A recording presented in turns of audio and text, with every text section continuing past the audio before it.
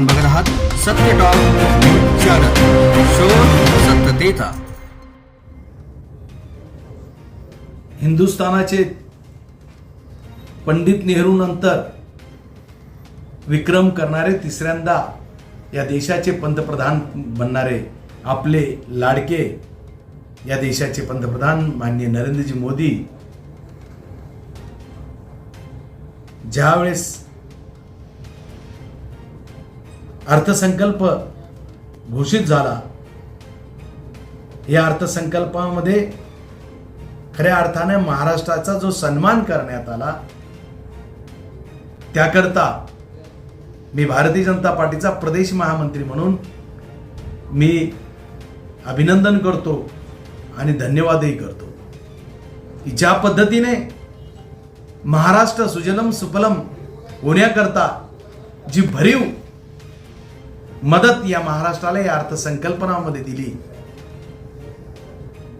त्यामध्ये देशातला तर होच, पण महाराष्ट्रातला शेतकरी, कामगार आणि नोकरदार तसेच रोजगार निर्मिती आणि पायाभूत सोयी सवलतीसाठी ज्या पद्धतीने निधी देण्यात आला, खरं तर असा निधी यापूर्वी कधीच देण्यात आला नाही. आणि जे संतुलन वेगवेगळ्या वर्गासाठी करण्यात आलं, मग ते करापोटी असो किंवा दागदागिन्यासाठी असो, जो मध्यमवर्गीयाचा आत्मविश्वास वाढवण्याचं काम या अर्थसंकल्पानं केलं, ते कधीच असा अर्थसंकल्प यापूर्वी सादर करू शकले नाही आमचे विरोधक. आणि म्हणूनच खऱ्या अर्थानं शेतकऱ्याला नजरेसमोर ठेवून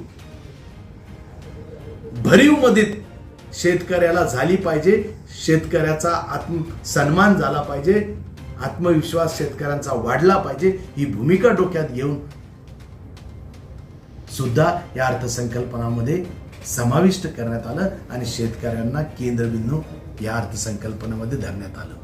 दुसरं, महाराष्ट्र सगळीकडून सुजलम सफलम व्हावा या दृष्टिकोनातून विदर्भ मराठवाड्यातील सिंचन प्रकल्प जो 600 कोटीचा, हा शेतकऱ्याच्याच निगडीत आहे. सिंचन प्रकल्प हे 600 कोटी देणे म्हणजे खऱ्या अर्थानं पाणीमय या शेतकऱ्याला जमिनीला पाणी कमी पडू नये म्हणून या सिंचन प्रकल्पासाठी 600 कोटी देण्यात आले.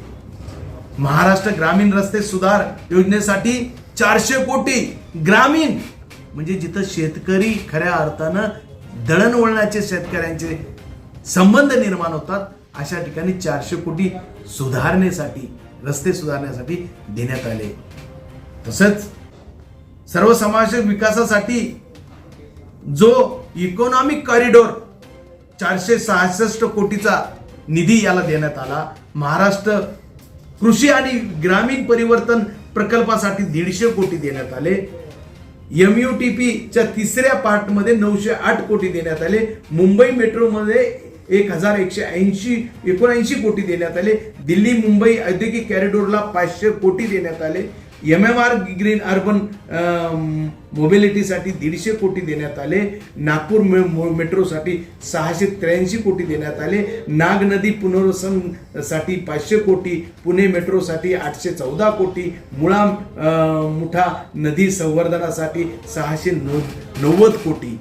हे जे काही देण्यात आलं, याच्यामध्ये असं दिसतं की शेतकरी हा याचा केंद्रबिंदू मानला गेलेला आहे आणि कोणत्या तोंडाने विरोधक हे विरोध करतात, यामुळे शंका निर्माण होते. शेवटी मोदीच्या खऱ्या अर्थाने अर्थसंकल्पानं जो महाराष्ट्र सुजलम सफलम झाला आणि निश्चितपणे जो कॉन्फिडन्स महाराष्ट्राचा त्यांनी वाढवला, त्याबद्दल खरंच परत एकदा धन्यवाद द्यावं वाटतं. आणि निश्चित स्वरूपात हे महाराष्ट्राचा सर्वांगीण विकास व्हावा, महाराष्ट्रातील शेतकऱ्याचा, महाराष्ट्रातील महिलेचा, महाराष्ट्रातील बेरोजगार युवकाचा, महाराष्ट्रातील विकासशील सगळ्या गोष्टींचा खऱ्या अर्थानं प्रगतीकडे वाटचाल व्हावी, या दृष्टिकोनातून जो आत्मसन्मान महाराष्ट्राचा केला, त्याबद्दल मी शतशः मोदी सरकारचे आणि भारतीय जनता पार्टी केंद्राचे मी ऋणी आहे महाराष्ट्रातर्फे. आणि निश्चितपणे हा बोलबाला सर्वसाधारण माणसामध्ये होतोय आणि याच्यामुळे नेरोटे बरेच जण सेट करतील, परंतु जो खऱ्या अर्थानं जे काम चालू आहे ते काम लपवण्यासारखं नाहीये. कितीही कोंबड्यावर खऱ्या अर्थानं टोपलं टाकलं तरी सूर्य उगवायचा राहतो का? तसं मोदीच्या कामाविषयी झालेलं आहे.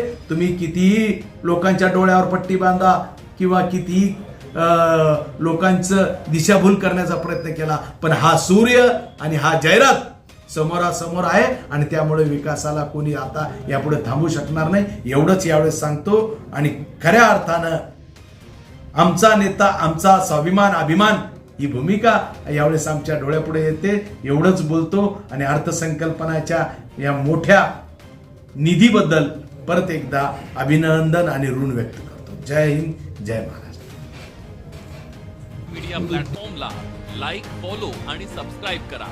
तसंच सर्व नोटिफिकेशनसाठी बेल आयकॉन प्रेस करायला विसरू नका.